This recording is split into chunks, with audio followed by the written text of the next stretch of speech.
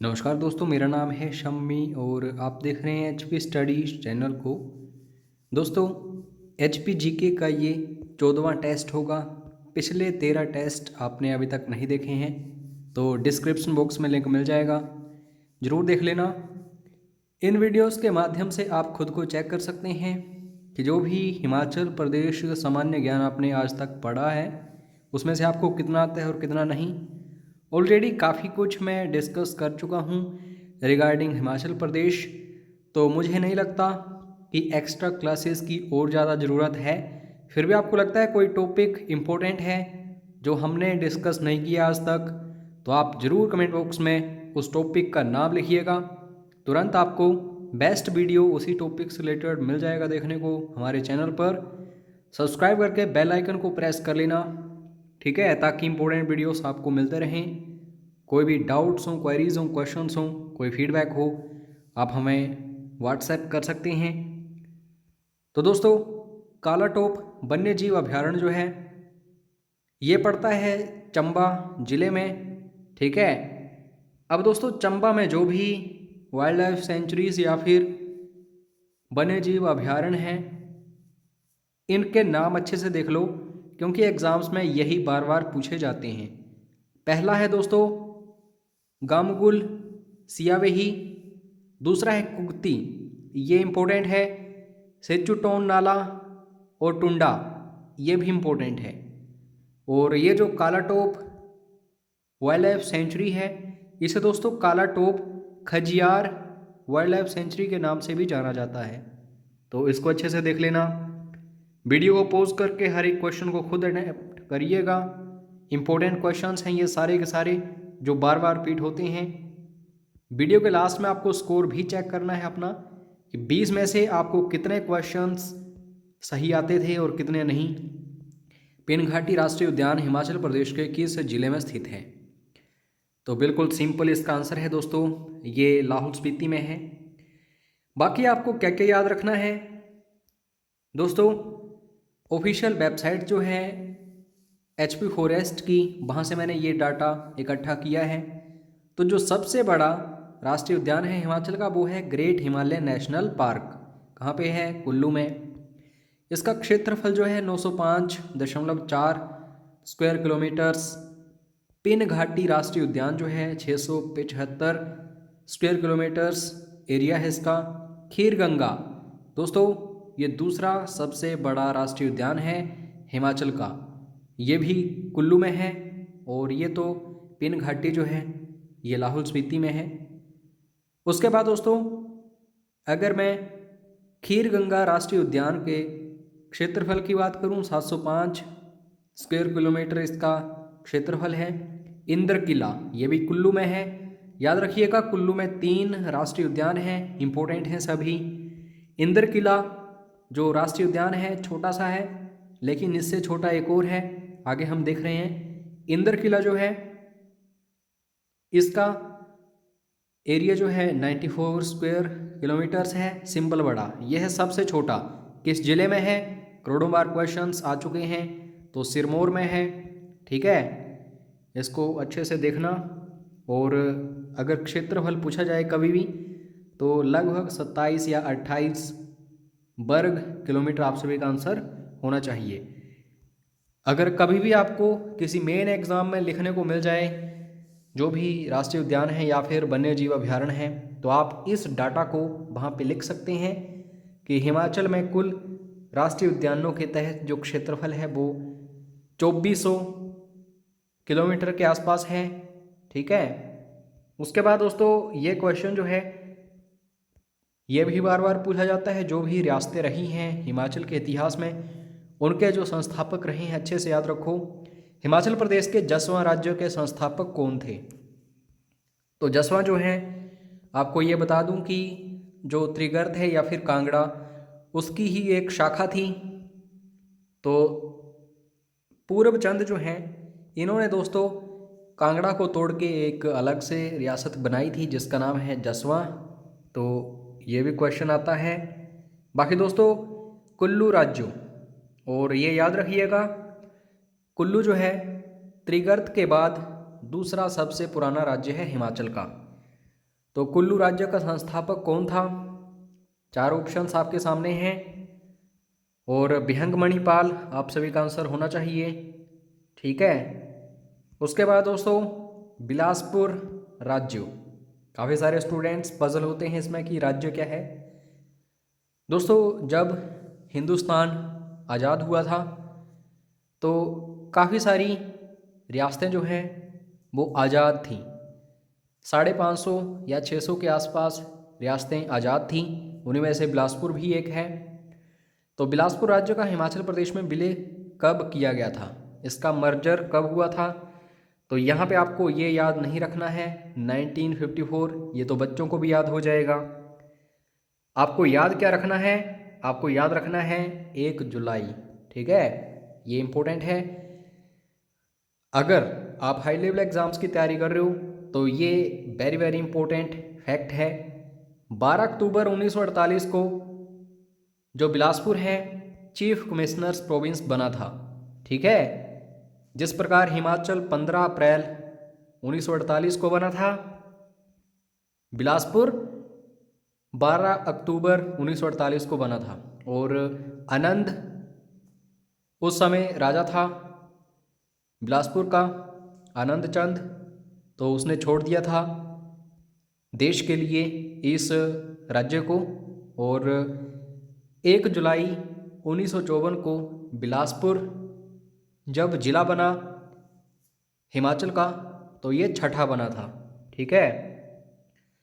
उसके बाद next question जो है, कहलूर राज्य की स्थापना निम्नलिखित शासकों में से किसके द्वारा की गई थी? यहाँ पे राज्य देख लेना दोस्तों, ये जो बिलासपुर है जब हिमाचल में मिलाया गया था तो कितने ज़िले हुए थे, इसमें थोड़ा सा मुझे डाउट लग रहा है ये कौन सा ज़िला था।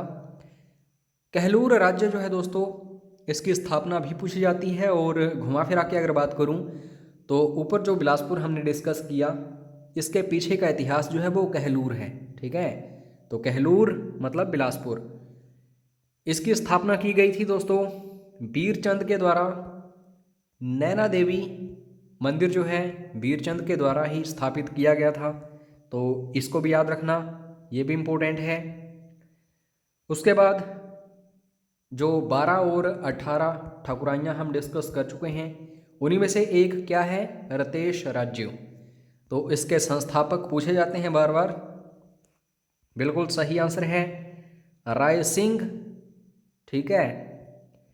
उसके बाद दोस्तों केंद्रीय आलू अनुसंधान संस्थान बच्चों को भी पता है कहाँ पे है, शिमला डिस्ट्रिक्ट में। लेकिन दोस्तों क्वेश्चन ऐसा नहीं आएगा, क्वेश्चन अब थोड़ा सा घुमा के पूछा जाता है।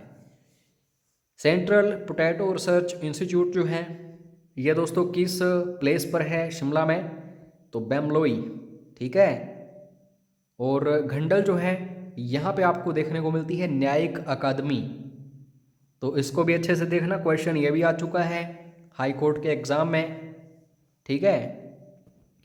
उसके बाद दोस्तों शिमला जाने वाले भारत के पहले गवर्नर जनरल कौन थे, मोस्ट इम्पोर्टेंट।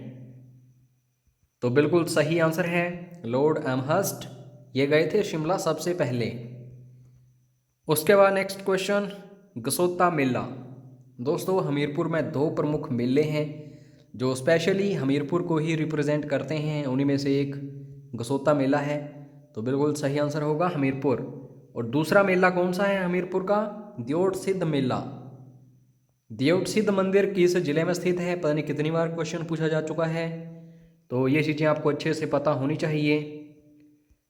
वाई.एस. परमार के राजनीतिक गुरु कौन थे, याद रहे वाई.एस. परमार जी सबसे पहले जो सेशन कोर्ट्स होते हैं जो जिला स्तर पर होते हैं तो उसमें जज हुआ करते थे, तो काफ़ी कुछ घटित हुआ इनकी ज़िंदगी में भी, फिर ये राजनीति की तरफ इनका रुझान हुआ और उसी समय इन्हें मिले चौधरी शेरजंग, महान इंसान हैं, तो इन्हीं को बनाया इन्होंने अपना राजनीतिक गुरु। ठीक है। हिमाचल प्रदेश में विधानसभा के पहले चुनाव किस वर्ष हुए थे, ये दोस्तों क्वेश्चन जो है बहुत ही ज़्यादा सुर्खियों में रहता है और काफ़ी गलत डाटा जो है इधर उधर बुक्स वगैरह में इकट्ठा कर लिया गया है। तो बिल्कुल सही आंसर क्या होगा इस क्वेश्चन का दोस्तों? 1952।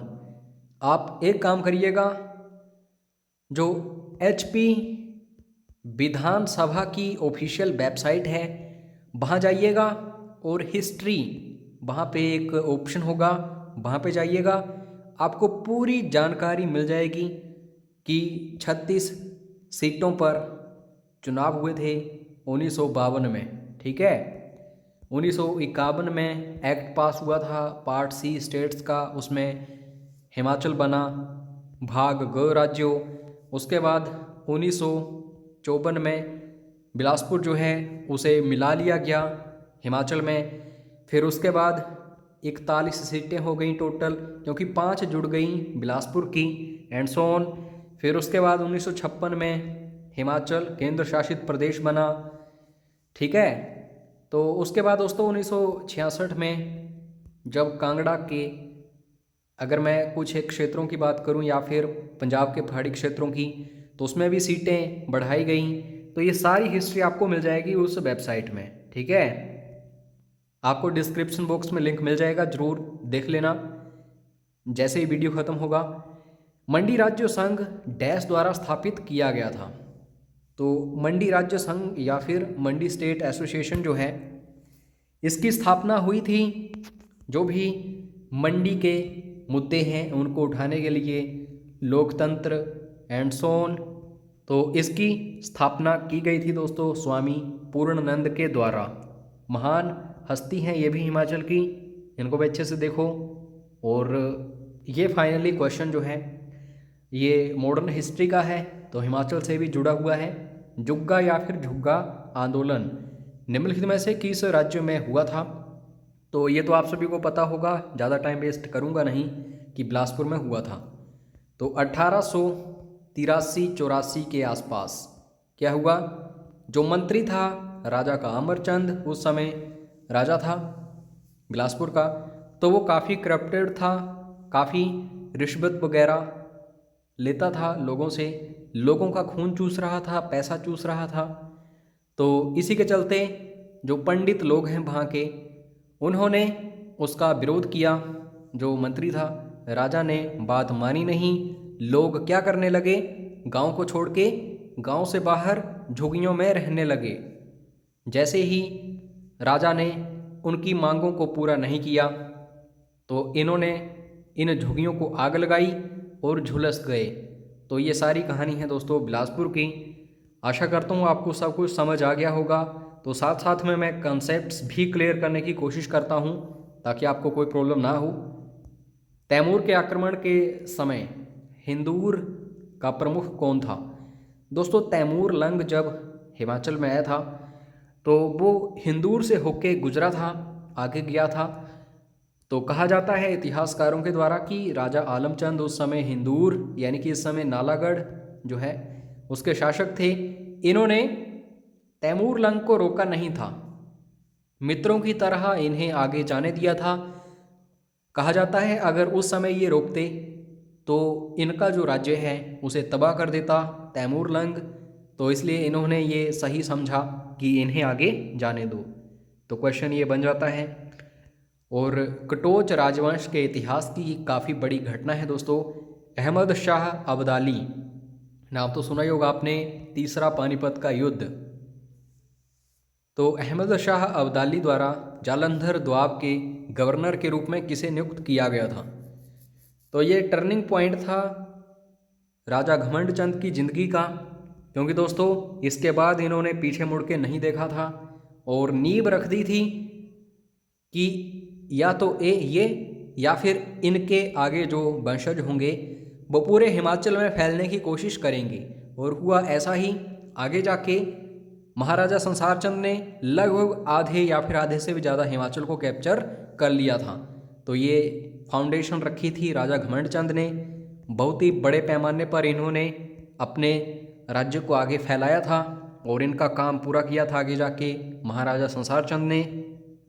हिमाचल प्रदेश में छतराड़ी यात्रा किस स्थान पर आयोजित की जाती है? तो ये काफ़ी फेमस यात्रा होती है दोस्तों शक्ति देवी की, तो चंबा याद रखिएगा, सी इज़ राइट आंसर। सुकेत राज्य का संस्थापक कौन था? बिल्कुल सही आंसर है दोस्तों, बीरसेन, आपको नाम याद रखना है। बाकी बीरचंद कहलूर का और बीरसेन सुकेत का, तो काफ़ी मिलते जुलते नाम हैं, कोरिलेट करके पढ़िए, कभी भी आपको नहीं भूलेगा। उसके बाद यमुना नदी दोस्तों एंटर कहाँ करती है, छोड़ती कहाँ है हिमाचल को, क्वेश्चंस पूछे जाते हैं। यमुना नदी हिमाचल प्रदेश को किस स्थान पर छोड़ती है? तो ताजेवाला। एंटर कहाँ करती है? खादरी माजरी, ठीक है। तो खादर माजरी और ताजेवाला, ये दोनों नाम आपको याद रखने हैं यमुना नदी से संबंधित। सबसे छोटी नदी है हिमाचल की, सिरमौर ज़िले में बहती है। पोंटा जो जगह है सिरमौर की, वो शहर इसी नदी के किनारे है। सतलुज नदी सबसे लंबी नदी हिमाचल प्रदेश की, 320 किलोमीटर इसकी लेंथ है। और भी काफ़ी सारे क्वेश्चंस हैं, ज़्यादा टाइम हम वेस्ट करेंगे नहीं। हिमाचल प्रदेश में सतलुज नदी जो है कहाँ से प्रवेश करती है? तो आप सभी को पता होगा, एक काफ़ी बड़ा दर्रा है, फेमस है, शिप की दर्रा, किन्नौर ज़िले में है, तो यहीं से एंटर करती है और छोड़ती बिलासपुर से है। बाकी दोस्तों पेड क्रैश कोर्सेज चल रहे हैं हिमाचल की सभी परीक्षाओं के लिए। जो भी सिलेबस रहता है सारे सब्जेक्ट्स चाहे कोई भी हों, हमारी टीम आपको अच्छे से कवर करवाएगी। Daily PDFs, daily online mock test, test series, books PDFs, notes PDFs, previous year question papers, videos etcetera सब कुछ मिलेगा, जरूर ज्वाइन करिएगा। वीडियो को लाइक करने के लिए धन्यवाद दोस्तों। जय हिंद, जय हिमाचल।